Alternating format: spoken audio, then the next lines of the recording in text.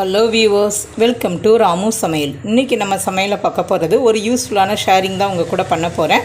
அதனால் ஸ்கிப் பண்ணாமல் முழுசும் பாருங்கள். நம்ம வீடுகளில் எல்லாருமே பார்த்திங்கன்னா இட்லிக்கு மாவு அரைச்சி ஒரு வாரம் வர ஸ்டோர் பண்ணி வச்சுக்கிடுவோம். அட்லீஸ்ட் ஒரு 4 டேஸாவது வைப்போம். அந்த 4 டேஸும் பார்த்திங்கன்னா ஒரே இட்லி தோசை அந்த மாதிரி தான் ரெடி பண்ணுவோம். இந்த ட்ரிக்கு தெரிஞ்சதுன்னா அந்த இட்லி மாவையே நம்ம ஆப்பமாவாக நம்ம மாற்றலாம். அதனால் அதை பற்றி தான் நான் இன்றைக்கி உங்கள் கூட ஷேர் பண்ணியிருக்கேன். நீங்கள் ஸ்கிப் பண்ணாமல் முழுசும் பாருங்கள். உங்களுக்கு ரொம்ப ரொம்ப யூஸ்ஃபுல்லாக இருக்கும். இங்கே பாருங்கள், நான் ஒரு கப்பு ஒரு கப்பை மெஷர்மெண்ட்டுக்கு எடுத்திருக்கேன். அந்த கப்பில் 4 கப் அளவுக்கு நான் இட்லி மாவு எடுத்திருக்கேன்.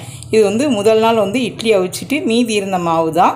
இது தோசை ஊற்றுறதுக்கு ரெடியாக இருக்கும். இப்போ இந்த மாவை தான் நம்ம எப்படி ஆப்பமாவாக நம்ம மாற்றலாம் அப்படிங்கிறத தான் இன்றைக்கி நான் உங்கள் கூட ஷேர் பண்ண போகிறேன். இங்கே பாருங்கள், இந்த கப்புக்கு 4 கப் அளவுக்கு இட்லி மாவு எடுத்திருக்கேன்.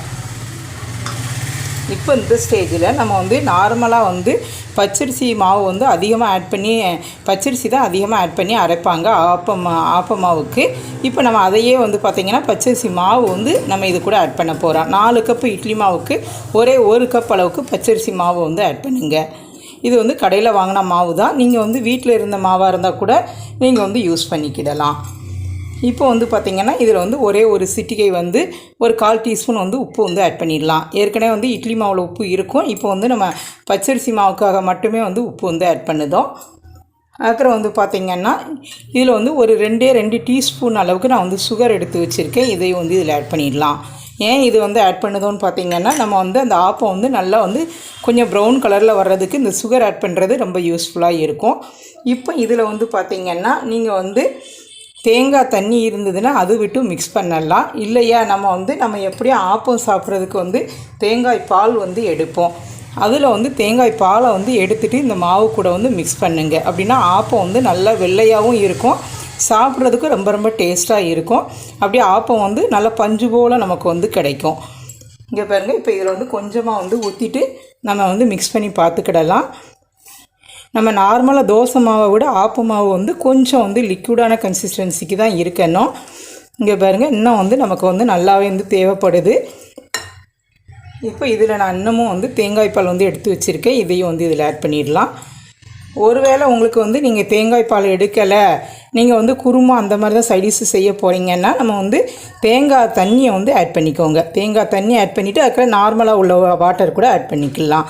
இருந்தாலுமே தேங்காய் பால் விட்டு செய்யும்போது இந்த ஆப்பம் ரொம்ப ரொம்ப சாஃப்டாக நல்லா வெள்ளை வெள்ளைன்னு சூப்பராக இருக்கும். அதே மாதிரி நீங்கள் நார்மலாக ஆப்பத்துக்கு மாவு அரைச்சா கூட இந்த சுகரும் கொஞ்சம் தேங்காய் பாலும் விட்டு செஞ்சு பாருங்கள். அதனோட டேஸ்ட் நல்லா வேறு லெவலில் இருக்கும். இங்கே பாருங்கள், இன்னும் நல்லா திக்கான கன்சிஸ்டன்சிக்கு இருக்குது. இன்னும் இதில் தேவையான அளவு நம்ம தேங்காய் பால் ஆட் பண்ணிடலாம். எப்போதுமே நம்ம வீட்டில் மாவு அரைச்சி வச்சுக்கிட்டோம்னா காலையில் இட்லி, நைட்டுக்கு தோசை அந்த மாதிரியே செய்வோம். கண்டிப்பாக வீட்டில் எல்லாருமே கோவப்படுவாங்க, என்ன ஒரே தோசையாக போட்டு கொள்ளுதீங்க அப்படின்னு சொல்லுவாங்க. அதனால் நம்ம அந்த குழந்தைகிட்டேருந்து கொஞ்சம் மாற்று இது கொண்டுட்டு வர்றதுக்காக இந்த மாதிரி இட்லி மாவையே நம்ம கொஞ்சமாக அரிசி மாவு இந்த மாதிரி பொருளெல்லாம் போட்டு செய்யும்போது இட்லி மாவையும் நம்ம ஆப்பமாவாக நம்ம மாற்றிடலாம். இங்கே பாருங்கள், இதை நல்லா கலந்து விடுங்க. இன்னும் கொஞ்சம் நமக்கு லிக்விடான கன்சிஸ்டன்சிக்கு இருக்கணும். எப்போதுமே ஆப்பமாக கொஞ்சம் லிக்விடான கன்சிஸ்டன்சிக்கு இருந்தால் தான் நல்லாயிருக்கும். இதுக்கு பார்த்திங்கன்னா ஆப்ப சோடா எதுவுமே நம்ம ஆட் பண்ண வேண்டாம். இந்த நான் போட்டுக்க பொருளை மட்டுமே ஆட் பண்ணிவிட்டு இதை அப்படியே ஒரு 10 மினிட்ஸ் நீங்கள் ரெஸ்ட்டில் விட்டுருங்க. இங்கே பாருங்கள், எந்த அளவுக்கு நல்லா ஒயிட்டாக இருக்குது பாருங்கள். நம்ம சுகர் ஆட் பண்ணுறதுனால கொஞ்சம் அவுட்டர் லேயர் நல்லா மொறுன்னு கிடைக்கும். அதனால தான் அந்த சுகர் ஆட் பண்ணுதோம். இங்கே பாருங்கள், இப்படி எல்லாமே நல்லா கலந்து விட்டாச்சு. இப்போ நமக்கு இது ஆப்பமாவுக்கு தகுந்தாப்பில் இருக்குது. இப்போ இதை அப்படியே ஒரு 10 நிமிஷம் நம்ம ரெஸ்ட்டில் விட்டுருக்கலாம். பாருங்கள் ஃப்ரெண்ட்ஸ், இப்போ நான் மாவு மிக்ஸ் பண்ணி வச்சு கரெக்டாக ஒரு 10 மினிட்ஸ் ஆயிடுச்சு. இங்கே பாருங்கள், இந்த கன்சிஸ்டன்சிக்கு இருக்கலாம். தேவைப்பட்டதுன்னு நான் கொஞ்சம் கூட தண்ணி ஆட் பண்ணிக்கலாம். நம்ம கொஞ்சம் அதிகமான டைம் வைக்க இன்னும் ஆப்பம் நல்லா சாஃப்டாக தான் இருக்கும். ஆனால் மேக்ஸிமம் நமக்கு 10 மினிட்ஸே போதுமான அளவு தான். ஏன்னா இது முதல் நாள் அரைச்ச மாவு தானே, கொஞ்சம் அந்த புளிப்பு டேஸ்ட் இருக்கும். அதனால் குயிக்காகவே ஃபெர்மெண்ட் ஆகிரும். இப்போ நம்ம ஆப்பம் ரெடி பண்ணலாம். நான் ஆப்பக்கல்ல தான் இப்போ ரெடி பண்ண போகிறேன். ஸ்டவ் ஆன் பண்ணி அந்த ஆப்பக்கல்லை நான் வச்சுருக்கேன். இப்போ இதில் 1லேருந்து 1.5 கரண்டி அளவுக்கு மாவு ஆட் பண்ணால் போதும். இங்கே பாருங்கள், நல்லா இந்த ஆப்பக்கல் நல்லா சூடாக இருக்கணும். சூடாக இருந்தால் தான் அதை நம்ம வந்து மேலே வர நம்ம வந்து இப்படி இது பண்ணும்போது கரெக்டாக வரும். இன்னும் கொஞ்சம் அதிகமாக கூட மாவு வந்து ஆட் பண்ணிக்கலாம், அது வந்து உங்களோட விருப்பம்தான். இங்கே பாருங்கள் இப்படியே இருக்கட்டும். இப்போ வந்து மேலே வந்து கொஞ்சமாக வந்து ஆயில் வந்து தடவிக்கலாம். நீங்கள் ஆப்பக்கல் வாங்கும்போது நான் குழியான ஆப்பக்கல்லாம் வாங்கிக்கோங்க. நான் கொஞ்சம் அதோட தட்டையாக இருக்கிற மாதிரி உள்ள ஆப்பக்கல் வந்து வாங்கியிருக்கேன். இப்போ இதை வந்து ஒரு மூடி போட்டு வந்து வேக வச்சிடலாம். இது பாருங்கள் அங்கங்கே பபுள்ஸ் வருது பார்த்திங்களா. இந்த ஸ்டேஜில் இருந்தாலே நம்ம வந்து ஆப்பமாக வந்து கரெக்டாக ரெடி பண்ணியிருக்கோன்னு அர்த்தம். இன்னும் இதை கொஞ்சம் மூடி போட்டு நம்ம வேக வச்சுக்கலாம். பாருங்கள் இப்போ நம்ம வந்து இதை அப்படியே வந்து எடுத்துடலாம். இங்கே பாருங்கள் எந்த அளவுக்கு பபுள்ஸாக நல்லா வந்துருக்கு பாருங்கள். நடுவில் வந்து நல்லா மெத்துன்னு, ஓரங்கள் வந்து நல்லா ப்ரௌன் கலரில் க்ரன்ச்சியாகவும் இருக்குது. இந்த மாதிரி தான் நமக்கு வந்து ஆப்பங்கிறது இருக்கணும். இங்கே பாருங்கள் நமக்கு வந்து ஃபைனாக நமக்கு ரெடியாக இருக்குது பாருங்கள். இதே மாதிரி நீங்களும் வந்து ட்ரை பண்ணி பாருங்கள். பாருங்கள் ஃப்ரெண்ட்ஸ், நான் வந்து ஆப்பம் எல்லாம் ரெடி பண்ணிட்டேன். இங்கே பாருங்கள் இது வந்து ஃபஸ்ட்டு நான் வந்து ஒரு 10 நிமிஷம் மட்டும் மாவை வந்து ஊற வச்சுட்டு எடுத்தது. அதனால் கொஞ்சம் வந்து ஓரளவுக்கு தான் சாஃப்டாக இருக்குது.